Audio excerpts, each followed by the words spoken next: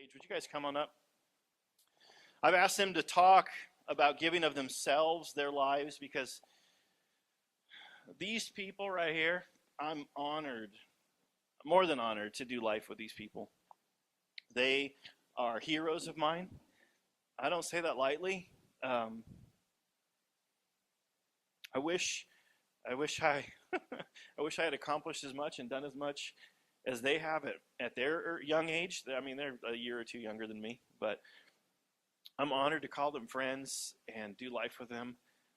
And they have a special heart for loving people and loving kids. They live a long way away from us. And I was blown away one day when it was Mother's Day or something, and they brought a plant and dropped it off on our porch for my wife. And they don't know how much that means to me, that people would care for my family, even in ways that maybe I don't or cannot. And these two give of their lives on a daily basis. They're in a battle every single day. We'll tell their story this coming summer.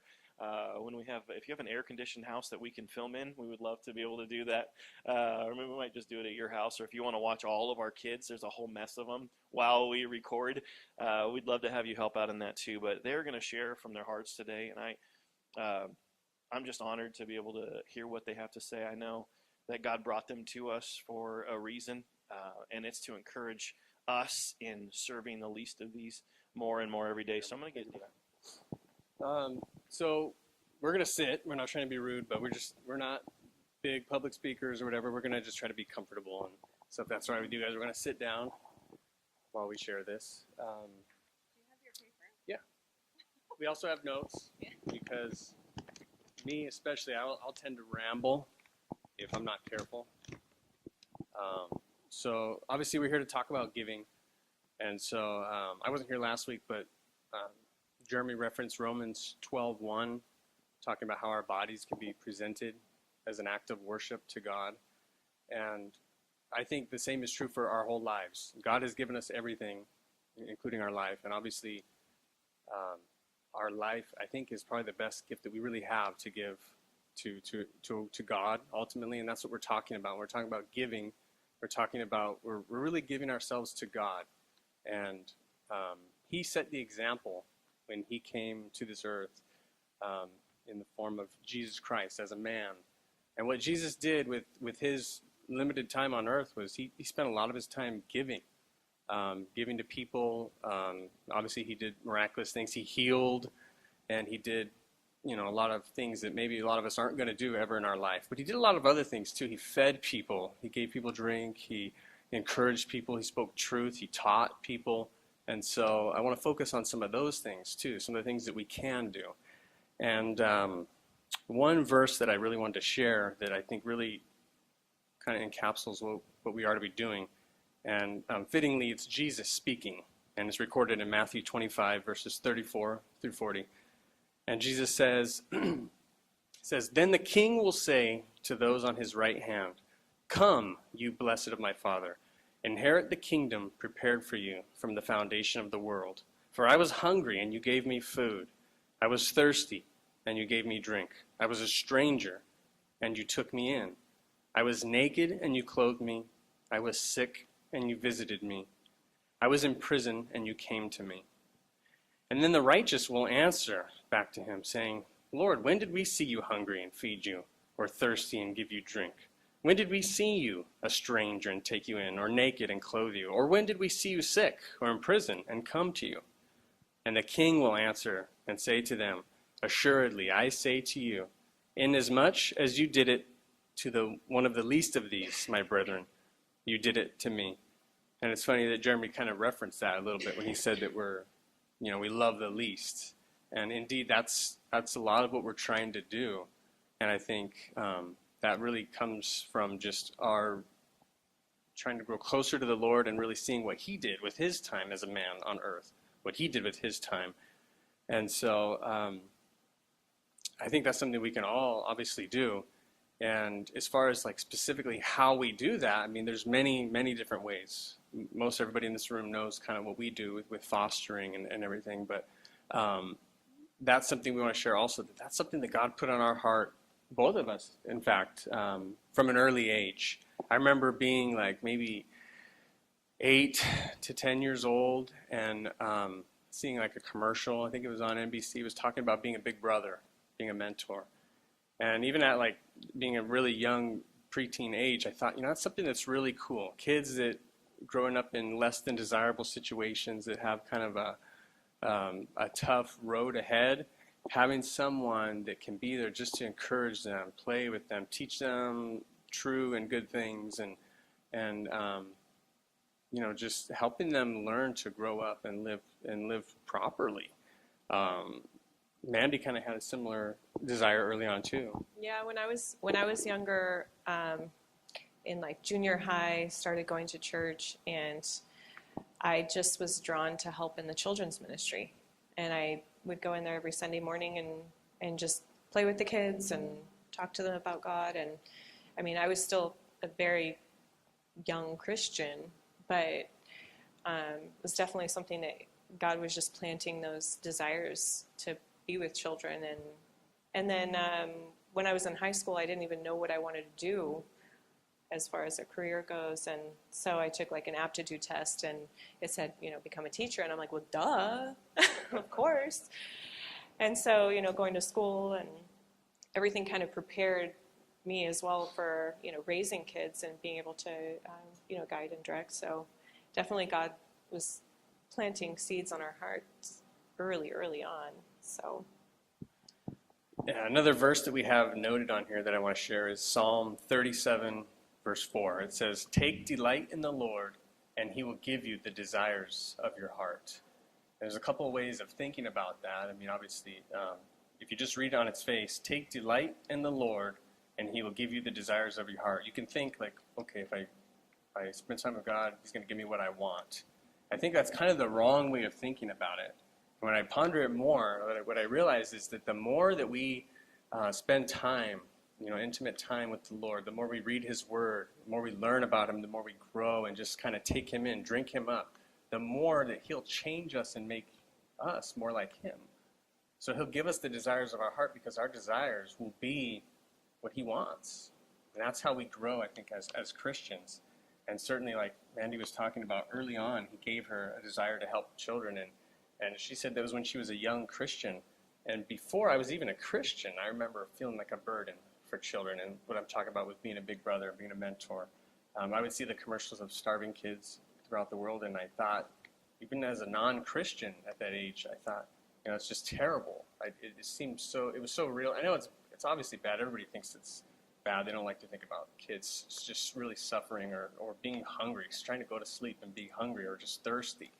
But it was very real to me. It wasn't abstract at all. It wasn't a far away problem. It was something that I really felt was just totally wrong, and and people needed to do more to fix it. And so my point is that I think God really does reach out to us with that still small voice, maybe just with the desires of your own heart. He puts those desires there for a reason, because he has a plan to use us in certain ways a lot of times.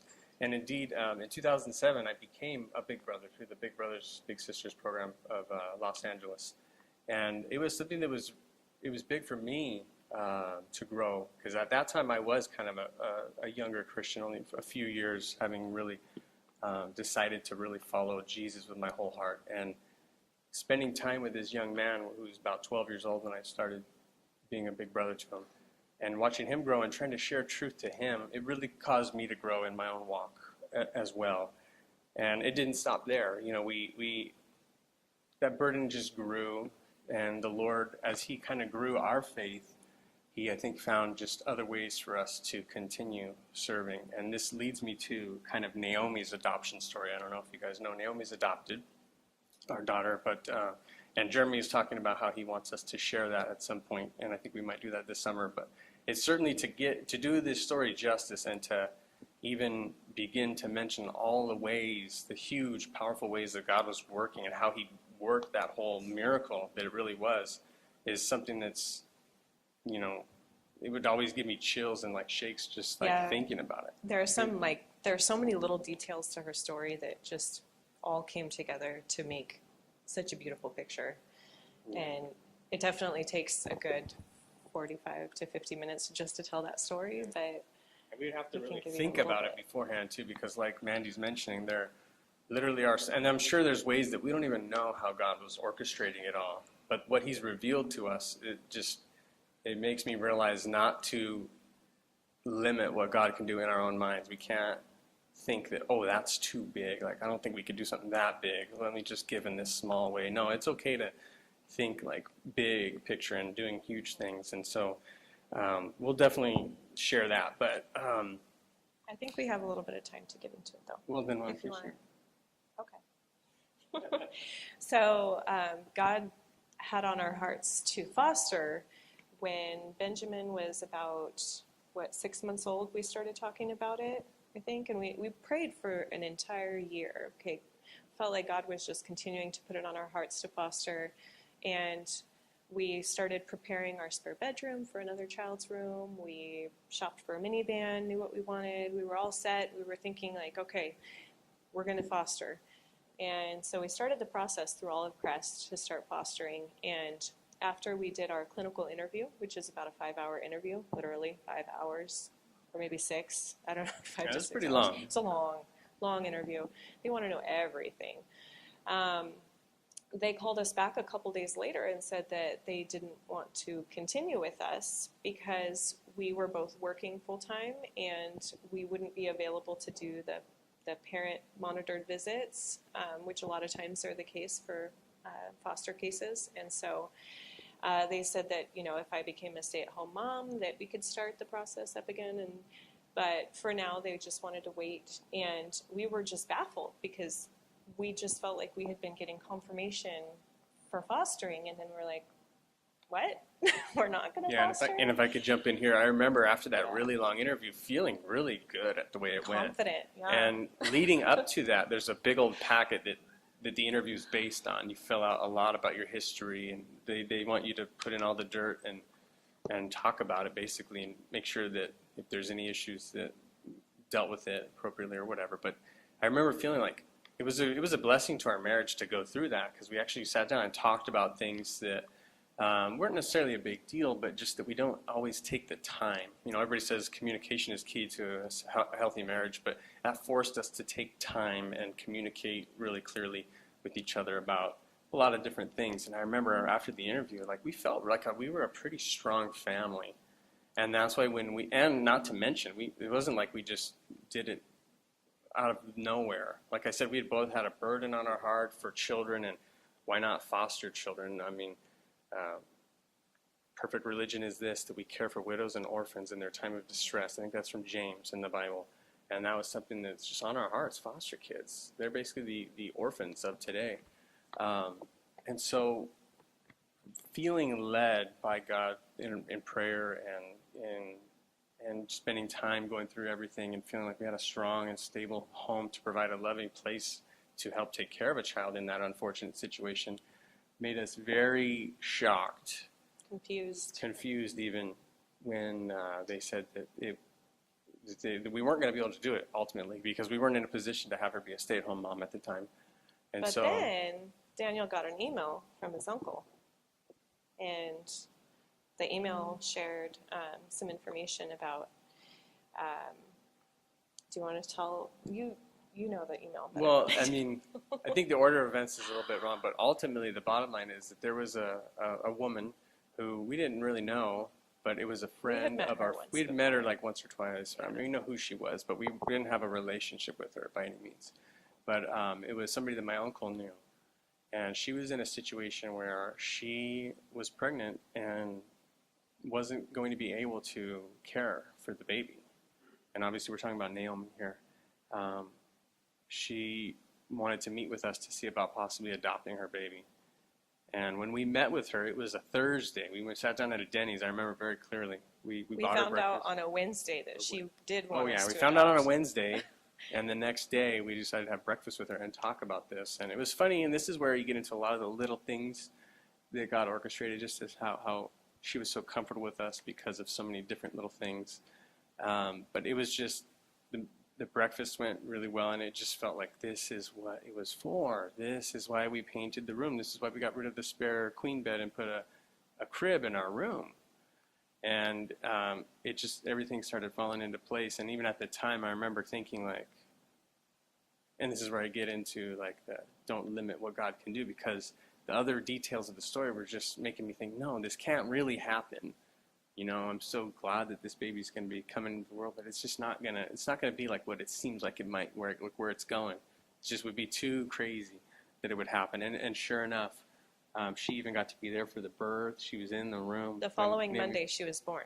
Yeah, So we oh, found yeah. out on a That's- Wednesday. We met with her on the next day, and then the following Monday, Naomi was born, and all of a sudden we had a baby, another baby.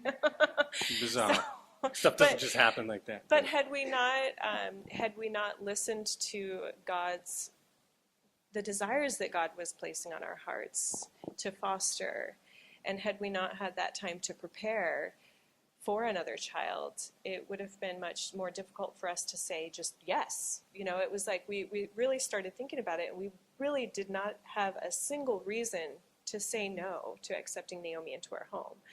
And so that verse, take delight in the Lord and he will give you the desires of your heart. You know, when we're just focused on serving, and fruit will come out of it. It's just amazing. Her stories. Absolutely. And so, and then from there, you know, obviously now we're fostering the little guy that you see we bring every Sunday. Still had it on our hearts. Yeah, it hasn't gone away. Naomi's story is a miracle, and every time I really ponder it, I really realize that sometimes she's very tough. Sometimes, actually, she's the toughest one. Mandy got Naomi. I got her heart. It's funny, as you were talking, you said, maybe you'll get your own kids. Well, she did, and you said, maybe it's a tough one. And yeah, I mean, we do need to pray for that more. Something for us to remember, though, but she is a miracle. She's such a blessing. And, but still, even with that experience and how I've just been blown away by it, certainly the desire to serve has not gone away. And we want to be used by God. We want to do as much as he will allow us to do, and that's a big part of it, is just being willing to be used. And for us, obviously, loving on kids and fostering, that's where we feel God has placed us. But it's not necessarily what he wants everybody to do. And indeed, that's where part of my original idea of what we would kind of talk about is like going over some of the spiritual gifts that God gives all of us. I think that's probably a lesson like for another day of teaching, for like another time to really go into the details. But I think that there is something to be said for just the unity that the body has and the diversity that we can be. I think Jeremy was talking recently about how we don't want to all be the same pink dot, you know, because we have so much more strength when we bring the diverse gifts that God has given each of us into the body and are able to give in that way. And that's why we want to emphasize spending time with God and seeing how he can use you. You'll figure it out. You know, it might not come with like an angelic host and, you know, harps playing, but it's going to be there. You're going to see how God can use you. And I think that I wanted to present a couple words of warning when considering giving. You know, we're talking about giving, and there are a lot of excuses, I should say, that keep us from actually following through and giving. And one of them is that, you know, sometimes we don't always know exactly what the desires are. You know, well, what does God want us to do? What does God want me to do? And that can actually keep you from serving. And, you know, sometimes we just have to sit back and say, okay, where does God have me right now? And what do I enjoy doing? And what do I, those maybe take some time to just listen to that still small voice, because I think that when God does start to speak and put those desires on your heart, things just come together. And one big thing that I wanted to talk about is when the devil sees fruit growing, a lot of times he plants seeds of weeds in order to attempt to kill the fruitful tree. And it's, you know, that's just one thing that was really, I started thinking about how sometimes we don't feel like we're adequately equipped, you know, and the devil just whispering things like you're not good enough, those desires aren't really going to make any fruit. They're not. I mean, even silly things, that you might not think could mean something, like giving flowers. Like, honestly, I had totally forgotten about that. That was just something that we just wanted to When we thought to about do. that, that was like, no, it was totally last minute. Well, no, it was it was just totally like- last minute. We just, No, I'm I think saying we I have. forgot about it. Like, Oh, I okay. didn't even remember that. I mean, Jeremy just brought that up, and I didn't even remember that we did that. But it was something so small. It was a small thing. But yeah. and I guess it made a big impact, and that was something that, that blesses me to know that it did mean something more. The gifts. So let me go ahead. I'm just going to read what I wrote. Getting back to it. So it's really easy to come up with excuses as to why we don't serve. When we were preparing to foster, actually, and we were sharing that with our friends, like, hey, we're getting ready to foster, one of the most frequent responses that I would get is, wow, I could never do that. And it takes someone really strong to do that. And of course, like, that actually got me to think, like, wait, am I strong enough? I mean, you really, wait a minute, like, what are we doing? I mean, leading up to actually starting to foster, I kind of felt like that was like the devil trying to kind of plant those seeds. But also I realized that, that you've got to stop asking yourself if you're good enough or strong enough, because it's almost like devaluing the gifts that God has given you. When we start thinking about the things that we can't do, or like, oh, it's not going to make a difference, it really takes away from these things that God's blessed us with, like the gifts that God has given us.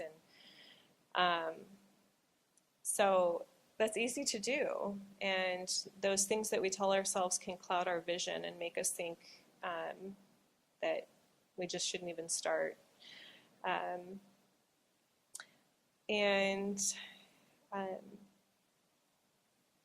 So yeah, we've got to stop saying, if only I was good at this or that. Sometimes we also think like, oh, if only I was in a different situation or position, or, if only I was the CEO of the company, I could make a big difference. Or if I was, if I lived over there, or if I, had more time on my hands, or if I, there are so many reasons and excuses that we make sometimes that keep us from really focusing on the here and now. Well, what does God want us to do right now? What resources do we have right now? Do you have a phone? I mean, really, it could be as simple as serving each other is just a phone call. Like, hey, how you doing? Like, what are you up to? Let's get a bite to eat. Or there are so many different ways that if we really focused on the gifts that God has given us, then I think it would be allowing us to really share more with others. So I think we have a lot more time.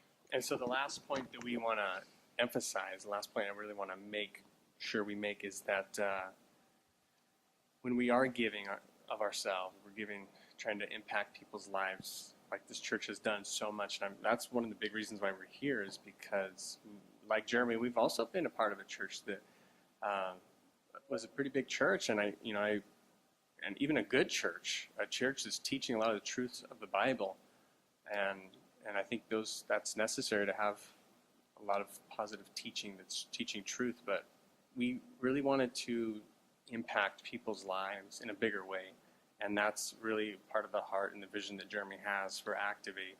And it's clear when we go out, once a month or however often, and do like one of those serve days. But along with that, what I wanted to mention is that we can't just be caring for the physical needs of the people around us. God makes it clear in Romans 8, verse 18, that the sufferings of this present time or this present age are not worthy to be compared to the glory which will be revealed in us. Our eternal relationship with our Creator is so much more, incomparably more important to God and to us than any of the discomfort that we're experiencing in this life right now. And so when we do what God calls us to do, which is relieve the sufferings of those around us in whatever way we can, we also have to remember to share the truth of Jesus as we're doing that, I believe. With every act of service to those around us, there must always be a proclamation of the gospel. That's a little note that I wrote. And that's how we truly give to God, because he's not willing that any should perish, that any should go without knowing him. He wants us all to have a relationship with him, and all in Huntington Beach and the world. He wants us all to know him. And so whatever we do as a body, as this church, whenever we're at the park, giving out food, hot dogs and hamburgers, or when we're giving financially with those laundry love kits to people that don't even have enough money to wash their own clothes, or whether we're cleaning up our community, picking up trash at the beach, we always have to be sharing why we're doing it too. We're not just doing it, but we're doing it because that's the example that Christ gave when he was walking the earth. He served those around us. I wanted to mention, he did all those miraculous things, but he also washed his disciples' feet. A lowly act of service, requiring nothing in return. And that's what we do, but we share the truth that he did those same things too. And what he ultimately did, he died on the cross for our sins. And so that's something that we have to keep in mind too, that we don't always do that too when we're giving in our ways, but that's what we are doing when we're fostering too. We're trying to share Jesus too with the kids in whatever way we can. And that's why I think Royal Family Kids Camp is such a huge impact that this church has. And I definitely want to be a part of that this year, because I see the value in you're creating a positive impact on a young person's life and sharing while you're doing it at the same time. And I think that's how we let the truth shine unto men. The light of Jesus is how we're letting it shine unto men, I think, in that way. Did you have anything else to add? So I don't know. We're not the best speakers, but that's kind of the ideas that we had to share. And so God's given everybody gifts, and it's a matter of just saying, Lord, use me, being willing to listen to that call, and to follow through. Did you want to add anything, Jeremy? I want to ask you guys a couple questions. Sure. Just, I'll do this just for you guys can pass that one, I guess. I should bring up a chair so it doesn't, stand up so it doesn't look like I'm lording over you. One of the things that, like Janie and I have been talking about it for a while, dreaming about it for a while, fostering kids, adopting. Well, ultimately, we want to adopt. But it also, I know this, there has to come a point where you just do. We're not all ready. Like, we're not ready. We need a third bedroom. We don't have a third bedroom, and I can't build onto the place that we rent.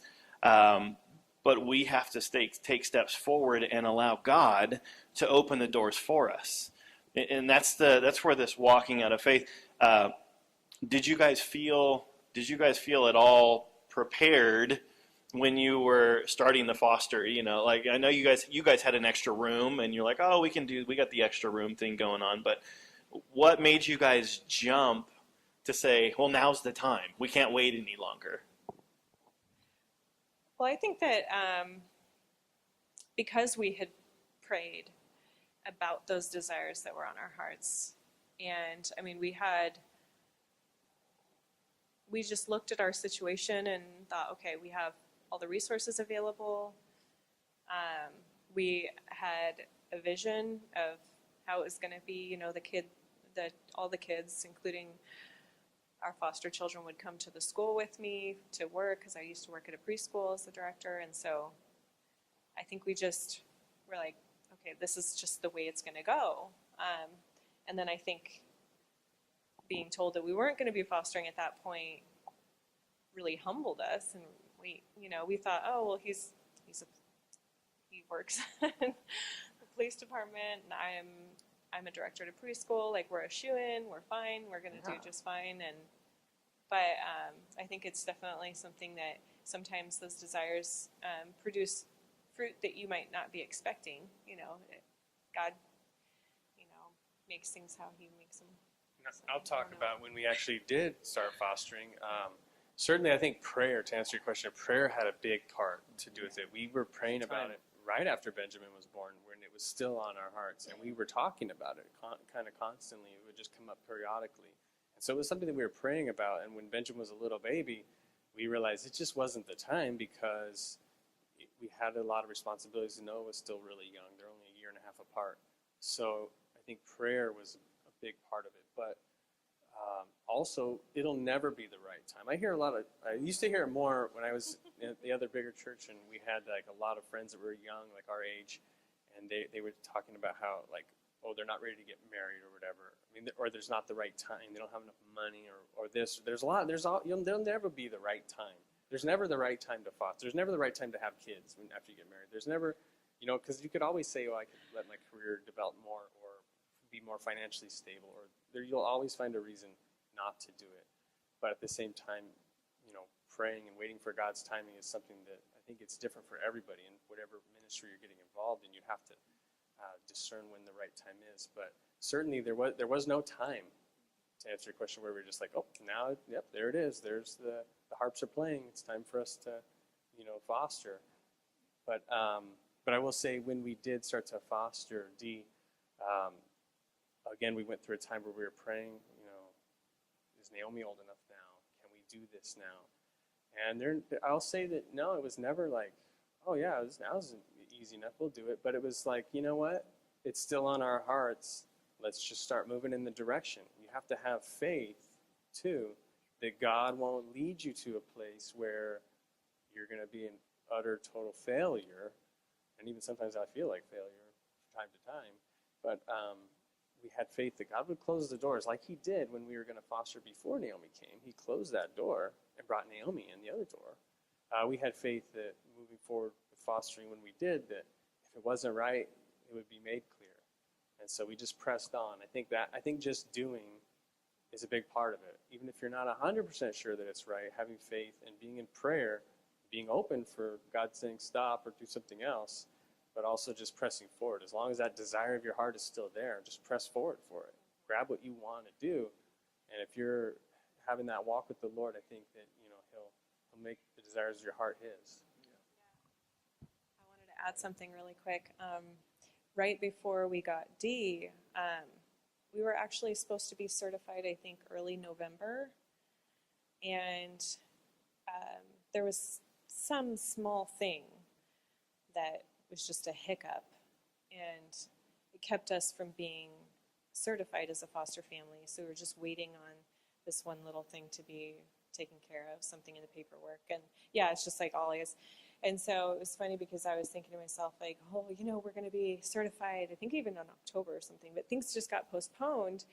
And then as soon as we were certified, I got an email at like maybe 3 o'clock, I think, in the afternoon. And by 5 o'clock, I got a call for a placement for D.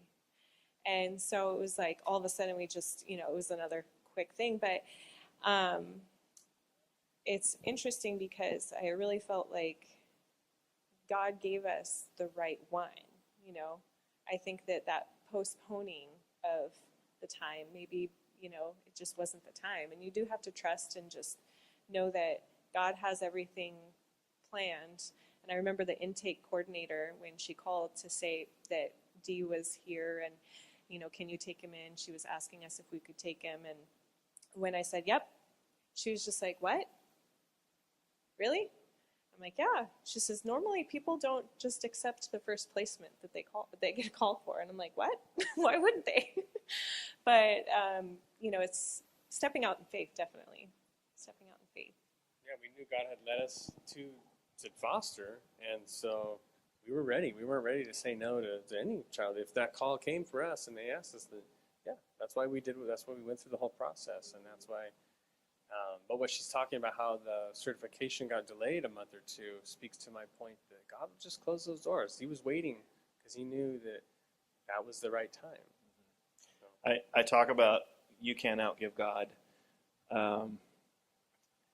What has, if you could just say, what has bringing in Naomi and then now having Dimitri, how has that blessed your family and your boys and, the ones that you guys started with, in what doors has God opened and what kind of joy does it bring you when you lay your head down on the pillow, even when you're frustrated with, the process or what things have to come, or you're scared about, how long will Dimitri be with us? how has that brought joy into your life and satisfaction in doing something that's extremely difficult and yet we know it's very rewarding? Yeah, I mean, it is rewarding, and like I said, anytime I really ponder Naomi's story, I feel small, I feel humbled by just what God has done.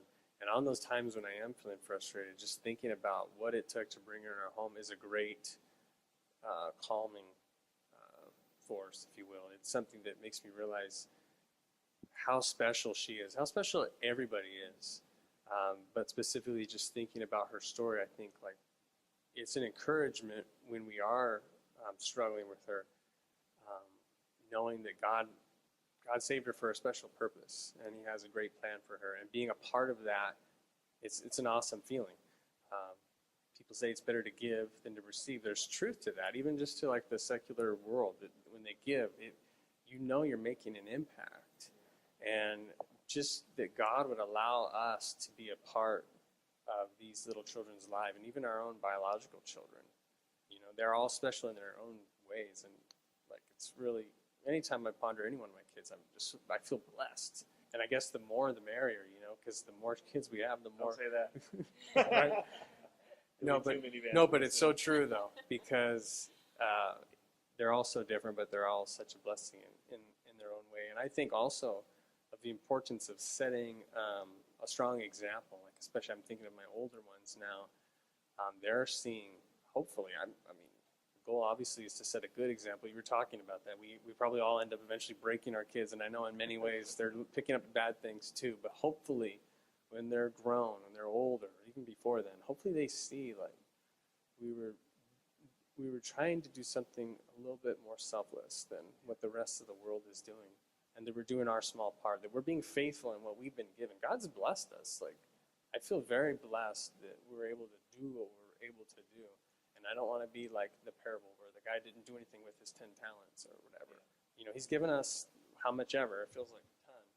But I'm trying to use it, you know, not in a selfish way, not to consume it, but to actually give it out and have it grow. Because that's how you make it grow. When you give, faith grows, the body grows. And I don't know if you want to add on that.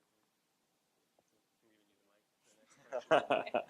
Well, I want to pray for them this morning. So, Jesus, we know that there's a huge need out there. There's huge needs out there beyond foster care and adoption, beyond anything that we can even comprehend. There are areas in our society where people are suffering and who are hurting and who are lost and alone. And the reason they're lost and alone is because people like us haven't stepped up and given of our lives. And the reason that we sit at night pondering our own lives, wondering if we've made an impact, is because we really haven't made the impact that you would ask of us. So as God, as your Holy Spirit brings us and your purpose for our life together with people who need your love and who need to see that there is a God and there are people who care for them, God, I pray that each and every one of us in this place would see our place, and that we wouldn't be afraid. That we would be determined to take a step forward to make a difference, and in that find joy that you have reserved for us. I believe that as we serve, you just reserve joy that comes with it. It's like the gift that comes with us to us when we give. So God, I pray special blessing over this family. I pray over their marriage. I pray that they would communicate well, that they would show love to one another well, that they would not become frustrated with one another. There are all these things that can creep into a marriage, and the foundation for these kids is this healthy marriage. I thank you for this couple who is committed to each other and committed to you and to your kingdom. God, I pray that you would continue to bring more children into their home because their heart is open and their heart is big. I pray that they would continue, and that my family, we would be examples on how to reach out to people who are far from you and give comfort to the least of these. I pray for their kids. I know it must be difficult for them to give to other kids, because every time we say yes to another kid, we actually say no in a little way towards ours. But God, we entrust our own children to you and their lives to you. God, we pray that these seeds that we're planting, the things that they're watching right now in our lives as we serve others would be planted and would be watered and grow. I pray that all of us in this church would be an example to one another of crazy faithfulness to you. Like stepping out in crazy ways, dreaming big like Daniel talked about. I know there are huge dreams in my heart and in my mind, and I know that you've given them to us for a reason. God, I pray that we would be faithful and we wouldn't squander those things. I thank you for Daniel and Mandy's friendship and their children's friendship with mine. I thank you that they are willing to partner with us and share of their story to encourage those of us who are just a little bit away from taking a step into something bigger and greater for our own lives. We thank you for them as a couple and for them as a family. We pray for protection on them and for blessing. And we thank you for the blessing that they are to all of us. In your name we pray. Amen. Would you guys give them a round of applause this morning? And thank you guys so much. I love the way God works in all of our lives to do things. And we've been talking about foster care. We've got Royal Family Kids Camp coming up. And you know that's something huge on our heart. We've been talking about homeless ministry. There are some of us here who have been homeless. And what I realize is that God nearly always calls us right back into the life that we were in, but as redeemers, because that's the way that he sends us back. So I want to just challenge you. What's God asking of you? Yeah, maybe you won't take in foster kids. That's fine, but maybe you'll help us out with camp. That's great. Fantastic. But what's God asking of you? Where do you need to grow? Where do you need to take a step of faith in your own life? Where do you need to say, you know what, enough waiting around? Where do you say enough to the enemy of your soul that would say, you can't, and you won't, and you're not prepared, and you're not qualified, and you're not, those are all lies to keep you from the purpose and the destiny that God has for each of you. And it is my dream, because it is, I believe, God's dream and desire to see each of us step up in crazy ways, crazy faith, and say, you know what? Not by my own desire, not by my own resources, but the God of heaven says that when we step out in faith, he comes with all the resources that he has. And I want to continue to reach out. I want us, our church, to be people who would surround those who have just enough faith to step out of the boat and take a step onto water. You know, it's a tough place to be. But I want us to surround them in those moments and say, you know what, you're not doing this alone because I'm with you.